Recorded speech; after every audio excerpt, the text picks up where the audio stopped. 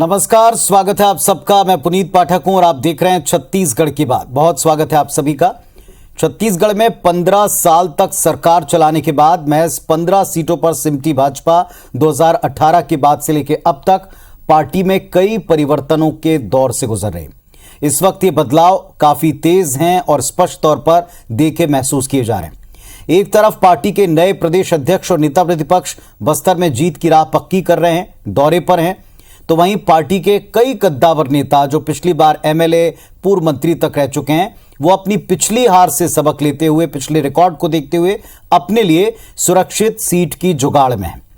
हालांकि कांग्रेस ये कहती है, दावा करती है कि भाजपा में इतनी अंतर्कलह है कि कोई भी सीट पर कोई भी नेता आ जाए, कोई जुगत काम नहीं आएगी। इस मुद्दे पर दोनों पक्षों से सवाल पूछेंगे, सुनेंगे कि क्या जीत की राह सीट बदलने से पक्की हो सकती है।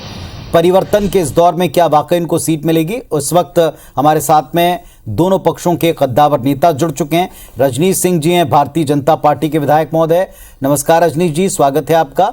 शिशुपाल शौरी साहब हैं, कांग्रेस पार्टी की तरफ से पक्ष रखेंगे। नमस्कार शौरी साहब, स्वागत है आपका।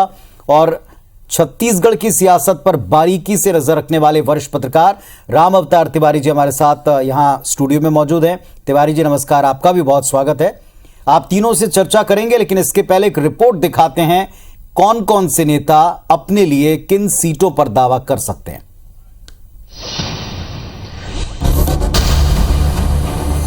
छत्तीसगढ़ में बदलाव के दौर में जुटी भाजपा में पार्टी के कद्दावर नेता पिछली हार से सबक लेते हुए अपने लिए सुरक्षित सीट की जुगत लगा रहे हैं। मसलन जांजगीर जिले में चंद्रपुर सीट पर जुदेव परिवार की नजर है। युद्धवीर सिंह के निधन के बाद उनकी पत्नी संयोगिता सिंह जुदेव यहां अपनी पकड़ बना रही हैं। वहीं युवा नेता ओपी चौधरी खरसिया के बजाय कोई दूसरा विकल्प तलाश रहे हैं। कुनकुरी से पूर्व प्रदेश अध्यक्ष विष्णुदेव साय चुनावी मैदान में उतरने की तैयारी में। रायगढ़ विधानसभा सीट पर प्रबल प्रताप जुदेव और पूर्व मंत्री अमर अग्रवाल का नाम सामने आ रहा है। इसके अलावा पूर्व मंत्री सत्यानंद राटिया लैलूंगा विधानसभा से लड़ने की तैयारी में है। चंद्रपुर सीट है, संयोगिता सिंह जी वहाँ काम कर, युद्धवीर सिंह जी पूर्व वहाँ विधायक रह चुके हैं। माननीय ओपी चौधरी जी को भी कार्य क्षेत्र रहा हुआ है वो, तो पार्टी जिसको भी टिकट देगी वो चुनाव लड़ेगा। इधर बस्तर में लंबे समय तक प्रदेश अध्यक्ष रहे पूर्व मंत्री विक्रम उसेंडी अपनी परंपरागत सीट अंतागढ़ के बजाय कांकेर से चुनाव लड़ने की इच्छा जता चुके हैं। तो प्रदेश महामंत्री केदार कश्यप जो नारायणपुर विधानसभा सीट से लगातार 3 बार चुनाव जीते, वो बस्तर सीट पर चुनाव लड़ने की इच्छा रखते हैं। खुद कश्यप परिवार ने संगठन में कई बार इस सीट पर चुनाव लड़ने की इच्छा जाहिर की। इधर चित्रकूट विधानसभा सीट पर बीजेपी लगातार हारती आई, लेकिन इस बार यहां कांग्रेस की गुटबाजी को देखते हुए चित्रकूट सीट के लिए बैदूराम कश्यप दावेदारी ठोक चुके हैं। वहीं रायपुर जिले में साहू समाज के मोतीराम साहू जो पिछला चुनाव भूपेश बघेल के खिलाफ पाटन से लड़े थे, इस बार रायपुर ग्रामीण से दावेदारी करने के मूड में हैं। वहीं धरसीवा से पिछला चुनाव हारे देवजीभाई पटेल की नजर भी रायपुर ग्रामीण सीट पर है। पूर्व मुख्यमंत्री रमन सिंह के बेटे और पूर्व सांसद अभिषेक सिंह कवर्धा से चुनाव लड़ने की इच्छुक हैं। एक तरफ नेता सूटेबल सीट पर दावा ठोक रहे हैं, तो दूसरी तरफ भाजपा हर विधानसभा के सबसे कमजोर बूथों पर कार्यकर्ताओं को एक्टिव करने में जुटी है। जहां हम हारे हुए बूथ हैं, जहां पिछड़े रहे हैं, ऐसे 25 बूथ विधानसभा में और 100 बूथ लोकसभा में, उनके सशक्तिकरण के लिए और करेक्टिव मेजर्स क्या लिए जा सकते हैं। इधर इस पूरी कवायद पर कांग्रेस ने तंज कसते हुए कहा कि भाजपा में गुटबाजी के डर के चलते नेता सुरक्षित सीट तलाश रहे हैं। ये गुटबाजी चरम सीमा में है। भारतीय जनता पार्टी में एक दूसरे को नीचा दिखाने का प्रयास कर रहे हैं, इसीलिए ये एक दूसरे के क्षेत्र में हस्तक्षेप करते हैं और नए जगह की तलाश में लगे हैं, मगर नए जगह में भी को फटकनी खानी पड़ेगी। बड़ा सवाल ये कि जिस दौर से बीजेपी गुजर रही है, उसमें विधानसभा चुनाव में कई चेहरों के बदले जाने की संभावना है। ऐसे में क्या उन्हें अपनी इच्छित नई सीट के ऊपर मौका मिलेगा? अगर मौका मिला तो क्या ये कांग्रेस के लिए चुनौतियां बढ़ाएगा? रायगढ़ से अविनाश पाठक और जगदलपुर से नरेश मिश्रा के साथ राजेश मिश्रा, IBC 24 रायपुर। हालांकि पार्टी भी ये बार बार कहती है कि उसे जीत से सरोकार है, जीतने वाले चेहरों की तलाश में है, लेकिन सबसे प्रमुख सवाल ये कि जिस दौर में ये चर्चा चल पड़ी है कि अध्यक्ष बदले हैं, नेता प्रतिपक्ष बदले हैं, जिलाध्यक्ष बदले जाने की अटकलें हैं, इसके बाद क्या नए चेहरों को अवसर मिलेगा या ये पुराने चेहरे, दिग्गज चेहरे जो अलग अलग सीटों पर अपना दांव पहले आजमा चुके हैं, इनको इनकी इच्छित सीट मिलेगी? ये कुछ लोग कह सकते हैं कि कहना जल्दबाजी, लेकिन इसकी जुगत में नेता अभी से हैं। इसकी पुष्टि कई सारे तथ्यों के द्वारा होती है। सीधे जुड़ते हैं, रजनीश सिंह जी से पूछते हैं उन्हीं से। रजनीश जी, 15 साल सरकार चलाई, लेकिन इसके बाद भी कई ऐसे दिग्गज हैं जो आपने रिपोर्ट में भी देखे होंगे, जो अपने लिए अपेक्षित सीट जो पहले से उनकी रही है उससे अलग एक इच्छा रखते हैं कि हमें यहां दिया जाए, यहां पर हम चुनाव मैदान में उतरें। कांग्रेस कहती है इतनी गुटबाजी है कि आप कहीं से लड़ने कुछ नहीं होगा।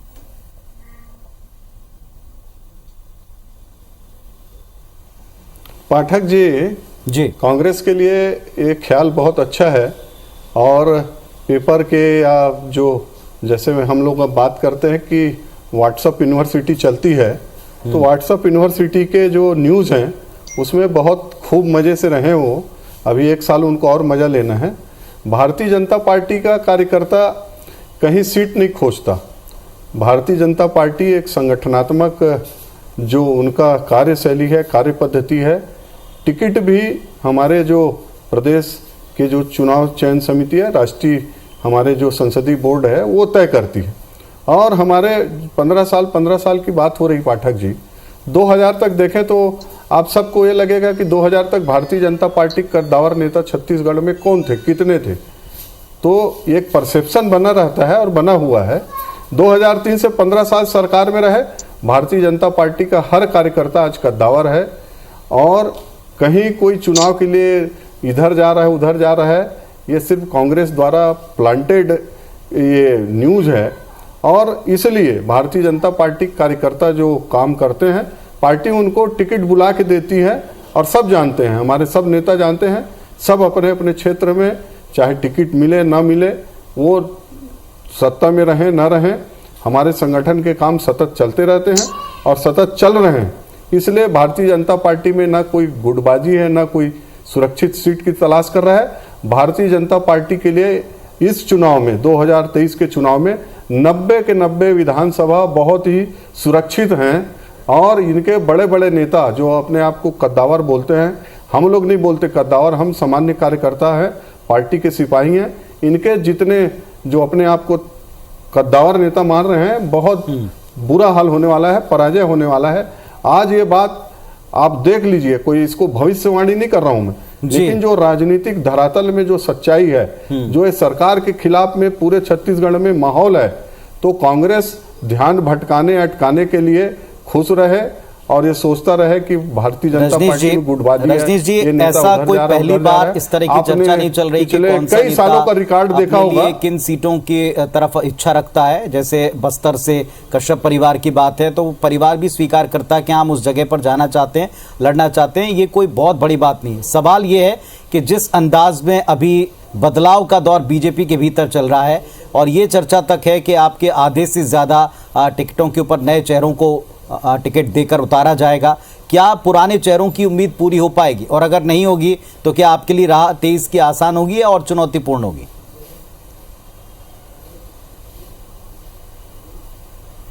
मैंने कहा पाठक जी कि हमारे कार्यकर्ता सब कार्यकर्ता हैं, टिकट के लिए कोई बहुत ज़्यादा परेशान नहीं रहते। पार्टी जिनको समझती है योग्य उसको टिकट देती है। इसलिए हमारी जो कार्य पद्धति है हमारे सब लोग जानते हैं। जो टिकट चाहते हैं, अच्छी बात है, महत्वाकांक्षा रहता है और उचित समय में उचित स्थान पर अपनी बात रख देते हैं, उसके बाद कहीं कोई दिक्कत नहीं रहती। और भारतीय जनता पार्टी में आप सब देख लीजिए जो ट्रैक रिकॉर्ड है कि भारतीय जनता पार्टी में इस तरह की बातें एक परसेप्शन के लिए, चुनावी न्यूज के लिए, चुनावी खबर के लिए हो सकता है, लेकिन हम देखें, ध्यान दें, किसी चुनाव में इस तरह का सीट किसी को बदल दिया गया, इधर कर दिया, सब अपनी अपनी सीटों पर और बड़े बड़े लोगों को हराए हैं। हमारे जैसे सामान्य कार्यकर्ता। ठीक है, मैं शिशुपाल जी के पास जाता हूं, क्योंकि एक तर्क कांग्रेस की तरफ से भी आया, कितने बड़े उसके पहले भी, उनका भी उत्तर ले लूं मैं। शिशुपाल जी, क्या ये कांग्रेस के द्वारा प्लांटेड चीज है? पहली बात। दूसरी बात ये कि कांग्रेस पार्टी किस आधार पर कह रही कि इतनी गुटबाजी है, अंदर सब हारेंगे। तीसरी बात, नए चेहरों के बीच में इनको मौका मिलेगा नहीं मिलेगा, क्या ये काल्पनिक या चुनावी माहौल का एक सवाल है? पुनीत जी, काल्पनिक बातें नहीं है, और जिस हिसाब से बीजेपी का जो आला कमान है निर्णय ले रहा है बदलने की, तो आज एक भय का वातावरण है, और वो भय का वातावरण दिखता है। अभी जो बातें आई है कि बहुत सारे जुदेव जी परिवार, वो गोपी चौधरी जी है, कश्यप जी हैं, विक्रम हुसैन जी है, ये सब लोग एक सुरक्षित, जो अपने उनके हिसाब से सोचते हैं कि हमको बदलना है, तो एक कहीं ना कहीं भय का वातावरण दिखता है। दूसरा, जब सत्ता में रहते हैं, सत्ता का स्वाद जब चख चुके हैं, तो एक इनके जो भावनाएं बलवती होती है कि उनको भी किसी न किसी चुनाव लड़ना है जगह पे। जब ये बाहर के लोग आके वहां लड़ेंगे तो क्या गुटबाजी नहीं बढ़ेगी?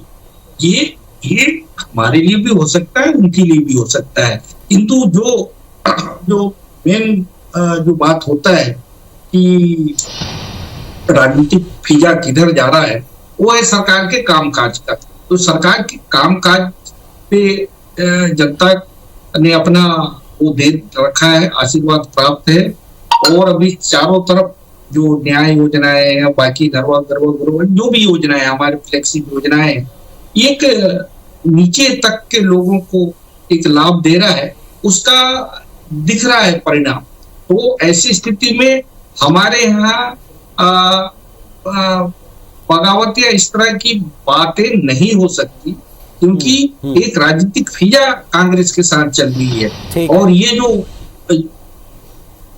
जी, चलिए, वरिष्ठ पत्रकार भी हैं हमारे साथ तिवारी जी, आपने दोनों पक्षों को सुना, सुलझी हुई बातें यहाँ इस मंच के ऊपर की जा रही हैं। लेकिन पहली बात तो आप भी जानते हैं, इतना लंबा आपका एक्सपीरियंस है कि ये सीट अपने लिए कंफर्टेबल सीट या सुरक्षित सीट ढूंढना, ये भी कोई नई बात नहीं है। अपने लिए उन सीटों के लिए लॉबिंग करना या पार्टी के भीतर किस मंच पर कब किस नेता के सामने बात रखना, ये भी नई बात नहीं। जितने नेताओं की फहरिस्त अभी हमने अपनी रिपोर्ट में दिखाई, आपको लगता है कि बीजेपी में हालिया दौर में ये आकांक्षाएं पूरी हो पाएंगी? देखिए, सीट बदलने की जो नई बात नहीं है छत्तीसगढ़ में। रमन सिंह जी पहला चुनाव कवर्धा से लड़े, फिर मुख्यमंत्री बनने के बाद डोंगरगांव से लड़े, फिर उसके बाद मुख्यमंत्री रहते हुए वो नांदगांव से लड़े। तो सीट तो बदलते रहते हैं, वो एक स्वाभाविक प्रक्रिया है। हर नेता सुरक्षित सीट अपने अपने तरीके से खोजते रहते हैं, वो सभी पार्टियों में चलते रहते हैं।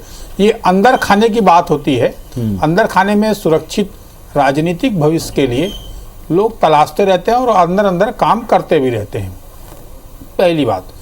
दूसरी बात, अगर भाजपा में अभी जो परिवर्तन चल रहा है, क्या लोकसभा की तरह सारे सीट बदलेंगे?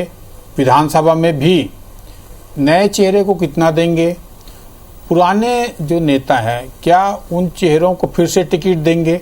एक बड़ा सवाल कार्यकर्ता से लेकर भाजपा के हर राजनीतिक दल में और हर तरफ विश्लेषकों के बीच ये घूम रहा है कि भारतीय जनता पार्टी अपने चुनाव के मापदंड क्या बनाने वाली है। क्या जिन चेहरों से नाराज थे भाजपा के खुद कार्यकर्ता, जिन नेताओं से नाराज थे, जिनकी कार्यप्रणाली से, क्या उनको फिर से टिकट देगी या नए चेहरों को मौका देगी? तो नए चेहरों को मौका अगर देती है तो उन पुराने चेहरे को कैसे एडजस्ट करेंगे? ये सवाल राजनीतिक तौर पर बिल्कुल सही चल रहा है, पर उस तो अभी कच्ची मानी जाएगी। इसलिए मानी जाएगी कि पार्टी हाईकमान क्या नीति रखती है। हर पार्टी अपनी एक नीति रखती है कि एक पद, एक आदमी एक पद, एक फार्मूला बनता है। वो अभी फार्मूला क्या होगा भाजपा हाईकमान का, वो तय नहीं है।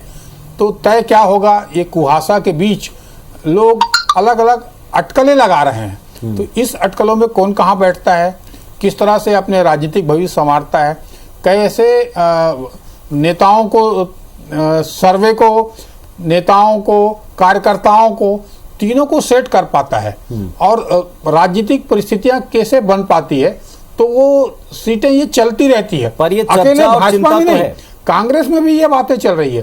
कांग्रेस में 2-3 मंत्री, नेता, इन लोगों के बारे में भी चर्चा है कि ये भी सीट बदल सकते हैं। तो चर्चाओं का राजनीति में ऐसे बातें चलती रहती है और ये बाद में अंतिम में परिवर्तन होता भी है। खुद राहुल गांधी अपनी सीट बदले तो बड़े बड़े स्तर से लेकर छोटे तक, भाई खुद नरेंद्र मोदी जी वहां से वाराणसी आए, गुजरात की राजनीति करते थे, यूपी आए। तो सीट बदलना एक राजनीति की प्रक्रिया है। लेकिन अब एक सवाल के साथ में मैं लौटूंगा तिवारी जी कि क्या इस चिंता से अभी भारतीय जनता पार्टी के नेता वाकई जूझ रहे हैं कि अगर लोकसभा की तरह वो चेहरे बदले गए और एक फॉर्मूले के तहत बदल दिए गए सबके सब, जैसे भी जिलाध्यक्षों को लेकर भी बात चल रही है, तो फिर क्या उनका होगा और वो कैसे एडजस्ट होंगे और नहीं होंगे तो क्या पार्टी के लिए दिक्कत होगी? सीधे रजनीश जी आप ही से पूछते हैं, भारतीय जनता पार्टी में जैसा लोकसभा चुनाव में हुआ, अभी तिवारी जी भी कह रहे थे, आप भी इस बात से अनभिज्ञ नहीं है, अब की बार अगर ऐसा होता है तो क्या पार्टी के लिए तमाम नेता जिस भी स्तर के ऊपर ये चर्चाएं रख रहे हैं, ये पूरी नहीं हो पाने पर आपको लगता है पार्टी की चुनौतियां बढ़ाएंगे?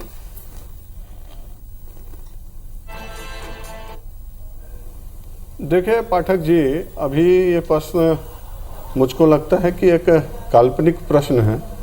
तो लोकसभा में 11 सीटें थी, विधानसभा की 90 सीटें हैं, तो अभी उस पर चर्चा भी करना मेरे हिसाब से अभी वो उसमें जल्दबाजी होगी। लेकिन भारतीय जनता पार्टी जो मानती है, कहती है, करती है, पर साहब अध्यक्षों का सर्वे तो अभी चल रहा है, सिर्फ नहीं मानते, उनसे शुरुआत होगी, प्रदेश अध्यक्ष की शुरुआत हो चुकी है ऑलरेडी, नेता प्रतिपक्ष संगठन में तो वो कसावट चल ही रही है, और संगठन में जितना सर्वे या जितना जमीनी मुलाकात है उसका उद्देश्य भी 23 का चुनाव ही है। बिल्कुल पार्ट ऑफ पॉलिटिक्स है वो, बिल्कुल वो बात सही कह रहे हैं पाठक जी। लेकिन भारतीय जनता पार्टी किसी सीट को सेफ नहीं मानती और किसी सीट को अनसेफ नहीं मानती। हमारे कार्यकर्ता नेता लगातार काम करने पर विश्वास करते हैं, परफॉर्म करने पर। नेतृत्व हमारे वैसी है, हमारी सिद्धांत है, उस आधार पर हम काम करते हैं। इसलिए भारतीय जनता पार्टी को कहीं कोई दिक्कत नहीं होने वाली है। आप यकीन रखिए, हमारे सभी नेता कार्यकर्ता टिकट के लिए बहुत ज्यादा ये नहीं रहते कि टिकट मिलेगा तो ठीक, नहीं मिलेगा तो ऐसा हो जाएगा। आपने देखा है नहीं, पर तर्क ये कि जब असंतुष्ट होंगे तो फायदा कांग्रेस को मिलेगा अंदर की गुटबाजी का। कांग्रेस से सोचे, खुश रहे, हम देख रहे हैं कांग्रेस सोच रही, लेकिन अंदर के कांग्रेस को लाभ मिलेगा इसका, उनमें जो बिल्कुल लाभ मिलेगा। चल रही है, आपको बता दूं, 2-3 महीने में आप देख लीजिएगा। 71 अभी पाठक जी सिटिंग एमएलए आते तो स्वाभाविक दावेदार है ही, कांग्रेस में क्या होने वाला दिख जाएगा। इन सीटों पे हमारी जो दावेदारों की संख्या कम होगी, क्योंकि सभी को मालूम है कि सिटिंग एमएलए है। तो ये इनकी जो है पहले बनता है हक, और उनके यहाँ तो ये पूरा खुला हुआ है। इसीलिए बहुत सारे ये जो पाल रखे हैं अपने मन में कि हम विधायक बनेंगे, और ये चाहे लाख कहे, पर इसका लाभ हमेशा जब भी गुटबाजी होती है तो उसका लाभ यदि दूसरी पार्टी को मिलता है, और पिछले बार भी मिला है, इस बार भी मिलेगा। ये कह देना कितने लोग थे और क्या क्या किए, तो राजनीति इस तरह से, इस प्रकार के राजनीतिक माहौल चलती है भाग से तो गणित से नहीं चलता है। शिशु पाजी आप अच्छे से जानते हैं, लेकिन फिर भी आपको लगता है कि भारतीय जनता पार्टी में टिकट के दावेदार ज्यादा होंगे, भारतीय जनता पार्टी में स्वस्थ प्रतिस्पर्धा। चलिए एक सवाल मैं तिवारी जी से पूछ लेता हूँ, आप दोनों पक्षों को सुन रहे हैं, आप देखते रहिए। क्या इस परिस्थिति का अगर मौजूदा दौर में जो संकेत हैं कि चेहरे बदले जाएंगे या फ्रेश फेसेस को उतारा जाएगा और इतने सारे पुराने नेता अपने लिए सूटेबल सीट या सिक्योर सीट ढूंढ रहे हैं, क्या इसका लाभ आपको लगता है सत्ता पक्ष को मिलेगा या फिर वो और चैलेंजिंग हो सकता है? देखिए, चेहरे बदलने का जो पिछले अगर छत्तीसगढ़ बनने के बाद भाजपा और कांग्रेस दोनों का इतिहास देखेंगे, चेहरे बदलने का पार्टी को फायदा हुआ है, दोनों पार्टी को फायदा हुआ है। इसलिए विधायकों को टिकट काटने की कोशिश की जाती है जिनका परफॉर्मेंस खराब है, जिनका कार्यकर्ताओं से समन्वय नहीं है, सर्वे रिपोर्ट आ रही है, या वो जो विधायक हैं जिनका मूल उद्देश्य जनता की सेवा करना है वो ना करके अपने स्वार्थ के इर्द गिर्द घूम रहे हैं, ऐसी रिपोर्ट आने के बाद लगभग सभी पार्टियां टिकट काटती हैं।